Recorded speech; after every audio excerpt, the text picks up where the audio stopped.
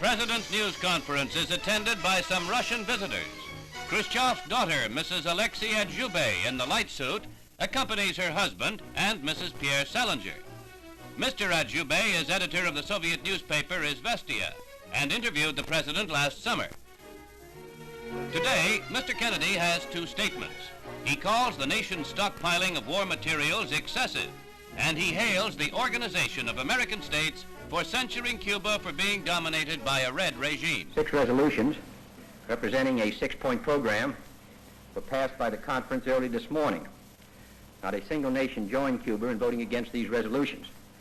The 20 other nations of this conference joined in a vigorous declaration against communist penetration of this hemisphere in full support for the Alliance for Progress and to expel Cuba from the Inter-American Defense Board. For the first time, the independent American states have declared with one voice that the concept of Marxist-Leninism is incompatible with the inter-American system, and they have taken explicit steps to protect the hemisphere's ability to achieve progress with freedom. I have an important announcement to make about the national stockpiling program.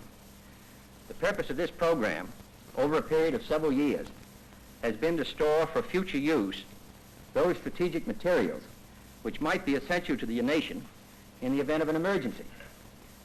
After a review of this program upon assuming the responsibilities of office, I was astonished to find that the total stockpile now amounts to some $7.7 billion worth of materials. It was apparent to me that this excessive storage of costly materials was a questionable burden on public funds, and in addition, a potential source of excessive and unconscionable profits. Last spring, a detailed check was ordered, and our information to date has convinced me that a thorough investigation is warranted.